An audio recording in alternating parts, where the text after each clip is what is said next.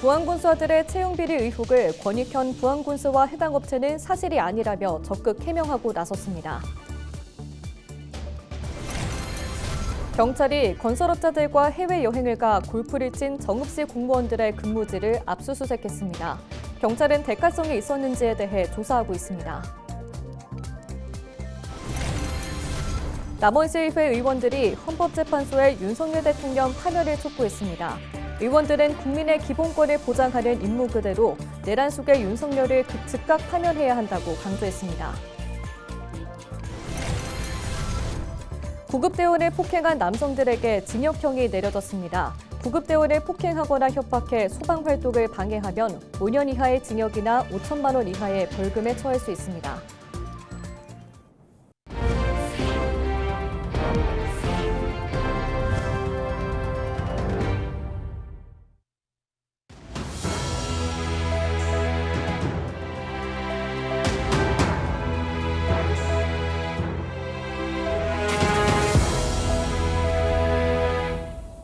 시청자 여러분 안녕하십니까? 헬로티비 뉴스입니다. 시민단체 등이 부안군수 아들의 채용 비리 의혹을 수사해달라며 검찰에 고발장을 제출했는데요. 권익현 부안군수와 자관 측은 사실이 아니라며 적극 해명하고 나섰습니다. 이나라 기자입니다. 전주지방검찰청 앞에서 전주시민회와 진보당 김제 부안지역위원회 등이 권익현 부안군수와 자광홀딩스 대표를 수사해달라 목소리를 높입니다. 지난 2022년 자광홀딩스가 변산해수욕장에 콘도를 조성한다며 부안군과 협약을 맺은 뒤 수년째 중도금 등 260억여 원을 내지 않고 있지만 부안군이 납부 기한을 연장해주는 특혜를 주고 있다는 겁니다. 그리고 마침 부안군수 아들이 업무 협약을 맺은 시기에 자광에 입사해 2년가량 일했다며 채용 비리가 의심된다고 주장합니다. 자광홀딩스라는 회사가 힘들면은 계약을 해지해서 다른 사업자를 선정해야 되지 않겠냐 이렇게 계속 문제 제기를 하고 있음에도 불구하고 부안군수 아들이 자광에 취직을 해가지고 2년 정도 월급을 받았다는 사실이 드러났습니다. 권익현 부안군수는 채용 비리는 사실이 아니라며 아들은 업무 협약 전에 공개 채용을 통해 취업한 것이라고 설명했습니다. 정확한 사실을 팩트를 좀 확인을 해보고 고발하든 고소를 했으면 좋겠어요. 특혜 채용이 아니라 공개 채용이에요. 자기 능력고 가게 됐는데 이걸 뭔 특혜 채용이라고 해요. 그리고 우리 아기가 이제 그 관련 학과를 나왔어요. 홍보 관련 학과를 나와서 2021년 8월에 그래서 거기 입사를 하고 23년 11월에 그만두어요. 자광 측도 홍보 담당자 출산 휴가에 따라 공고를 내 직원을 채용했고 허위 근무했다는 의혹도 사실이 아니라고 전했습니다. 부안군은 중도금 납부 기한을 연장해주는 이유에 대해 자광에서 이미 거액을 투자하는 등 협약 이행 의지를 보였고 새로운 투자자를 찾기는 어렵다고 해명했습니다. 73억 정도 투자를 했는데 우리가 계약 해지에는 좀 우리도 부담이 가죠. 거기에다 2천억을 투자한다는데 우리가 거기를 계약을 해지해버리고 다른 투자자 찾아요? 없어요, 투자자가. 부안군은 군정조정위원회에서 자광이 오는 10월까지 중도금과 잔금, 연체 이자까지 모두 내기로 했고 이를 어기면 계약을 해지하기로 했다고 밝혔습니다. 헬로티비 뉴스 이나라입니다. 건설업자들과 해외여행을 가서 골프를 친 정읍시 공무원들에 대한 사건을 수사하는 경찰이 최근 근무지를 압수수색한 것으로 알려졌습니다. 공무원 4명은 지난해 7월 건설업자들과 필리핀에 가서 골프를 쳤는데 부적절한 처신에 대한 의혹이 불거지면서 논란이 됐습니다. 경찰은 해당 업자들과 공무원들 사이에서 대가성이 있었는지 등을 살피고 있습니다. 정읍시는 이들에 대한 수사 결과에 따라 처분할 방침입니다. 구급대원을 폭행한 남성들에게 징역형이 내려졌습니다. 전북소방본부는 지난해 8월 전주시의 한 호프집 앞에서 소방활동을 방해하고 구급대원을 폭행한 혐의를 받는 30대 남성이 징역 1년을, 대학병원 응급실에서 구급대원을 폭행한 50대 남성은 징역 10개월을 선고받았다고 전했습니다. 소방본부는 구급대원을 폭행하거나 협박해 소방활동을 방해하면 5년 이하의 징역이나 5천만 원 이하의 벌금에 처할 수 있다고 강조했습니다. 남원시의회 의원들이 헌법재판소에 윤석열 대통령 파면을 촉구했습니다. 남원시의회 더불어민주당 원내대표 윤지홍 의원과 시의원들은 13일 긴급 의원총회를 열고 내란 숙의 윤석열의 계엄은 모든 행위가 불법적으로 이루어졌음이 드러났다고 밝혔습니다. 시의원들은 이어 헌법재판소는 헌법 질서를 수호하고 국민의 기본권을 보장하는 임무 그대로 내란 숙의 윤석열을 즉각 파면해야 한다고 강조했습니다. 김제시의회는 13일 시의회 앞에서 기자회견을 열고 윤석열 대통령에 대한 헌법재판소의 신속한 탄핵 인용 결정을 촉구했습니다. 의원들은 윤 대통령의 즉각적인 파면만이 국가적 위기와 사회적 혼란을 종식할 수 있는 유일한 길이라며 이같이 주장했습니다. 현장 발언 직접 들어보시죠. 헌법재판소는 무려 11번의 변론을 거쳤고 이미 충분한 심리도 마쳤다. 나라도 지치고 국민도 지쳐간다. 시의원들은 헌법재판소가 탄핵 인용을 선고하는 날까지 무기한 천막농성에 들어갔습니다. 재판소는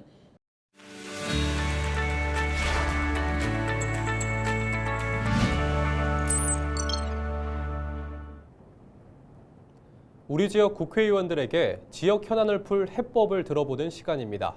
국회는 지금 이세진 기자가 전북 정읍고창 윤중병 국회의원을 만났습니다.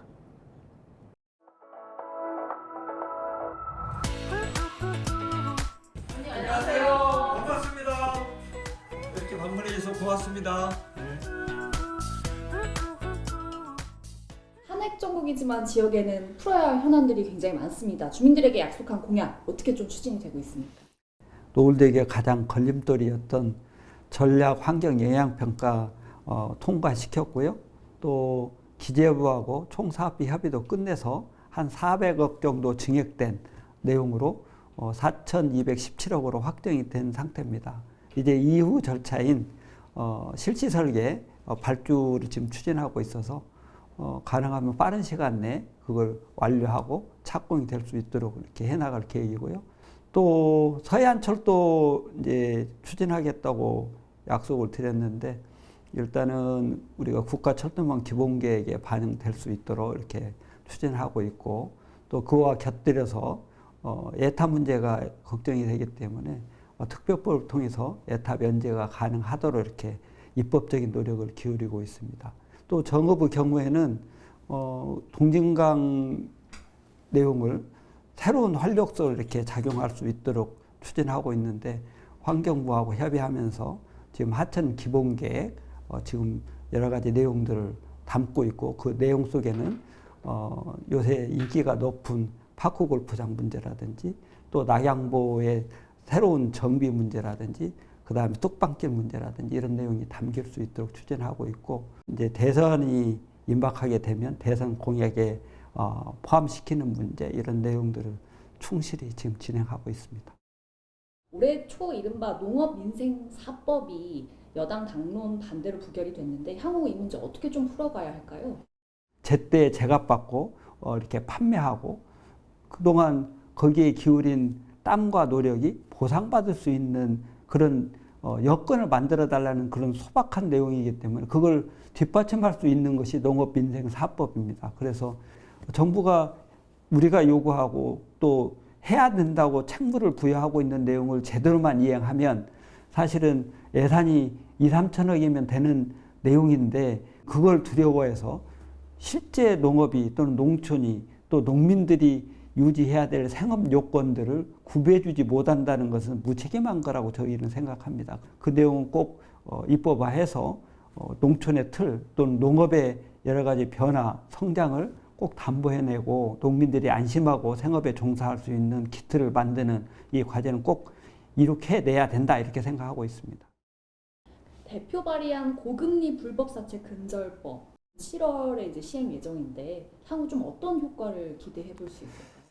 사채업자들 입장에서는 불리한 내용이 없었습니다. 그러다 보니까 그런 계약이 계속 지속됐고 또 그 과정 속에 불법 추심이라고 하는 악의적인 행동들이 반복되는 과정이 진행되어 왔었습니다. 대부 계약 자체가 원천적으로 무효가 되도록 하고 기존에 그것 때문에 지급된 이자나 또는 원금과 관련해서도 이게 무효가 됐기 때문에 그걸 돌려받을 수 있는 틀까지 만들게 되면 그대로 존치시키거나 유지하게 되면 오히려 손해보는 그런 형태로 이제 입법 체계가 바뀌었기 때문에 금년 7월 이후부터는 고금리 불법 대출과 관련된 사채 금융 틀이 근본적으로 바뀌게 되는 계기가 될 거로 기대를 하고 있습니다. 지역과 농어촌을 위해서 혹시 준비 중인 법안이 있다면 뭐가 있을까요? 지역 인구는 줄고 대신에 인당 활용하거나 관리해야 될 면적이 늘기 때문에 그 면적 또는 농지가 다 자산이기 때문에 소득도 늘고 여러 가지 여건이 바뀔 거라고 기대를 합니다. 그걸 잘 뒷받침해 주는 노력을 정부도 하고 정치권이 해내야 된다 이렇게 생각하고 있고요. 그러려면 가장 가시적으로 보이는 것이 뭐 빈집이나 폐교나 뭐 이런 문제들이 많아서 그 부분을 우선적으로 좀 해결하면 환경들이 많이 변하고 또 그 내용들이 정리가 되고 나면 그 공간을 활용할 수 있는 또 여건이 되기 때문에 또 열악하신 분들의 이동권 문제 두 가지 분야의 입법적인 준비를 하고 있습니다.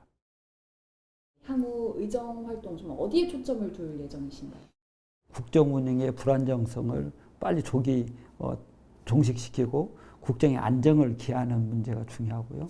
또 헌정 유린된 내용을 정상화시키면서 우리 지역과 관련되어 있는 현안 과제들도 국정 과제에 포함될 수 있도록 해서 실제 잘 챙겨질 수 있도록 최선을 다하겠습니다. 12일 오후 3시 반쯤 남원시 산내면의 한 펜션에서 불이 나 3시간 10여 분 만에 꺼졌습니다. 당시 펜션에 사람이 없어 인명피해는 없었지만 3층짜리 건물 한 동 일부가 타면서 소방서 추산 1,000여만 원의 재산 피해가 났습니다. 소방당국은 펜션 내부에서 불이 시작된 것으로 보고 정확한 화재 원인을 조사하고 있습니다.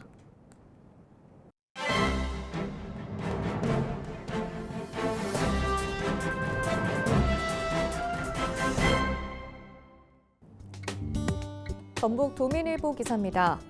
건설 현장의 주요 자재인 철강 제품 가격 인상으로 지역 건설업계가 좌불안석이라고 합니다.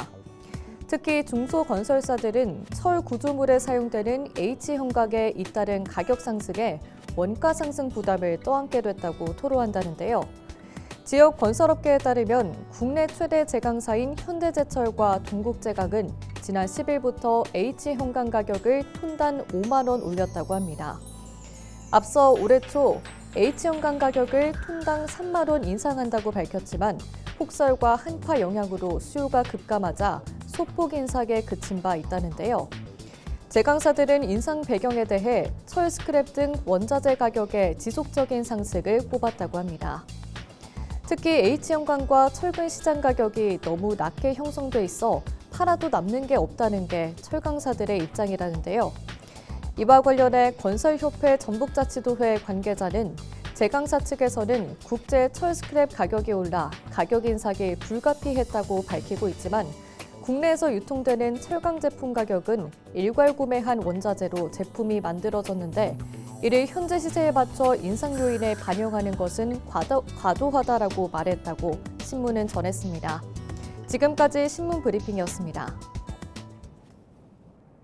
전북특별자치도는 본격적인 영농철을 앞두고 1,287억 원을 들여 농업용수 공급 대책을 추진합니다. 전북도는 가뭄 예방과 대응 등을 위해 도내 322곳의 농업 기반 시설을 정비 확충하고 저류량 부족이 예상되는 21개 저수지에 퇴적토 준설 사업을 시행한다고 밝혔습니다. 전북 지역 지난달 기준 도내 2,169개 저수지의 평균 저수율은 76.1%로 평년보다 높은 것으로 파악됐습니다. 이상으로 뉴스를 마칩니다. 시청해주신 여러분 고맙습니다.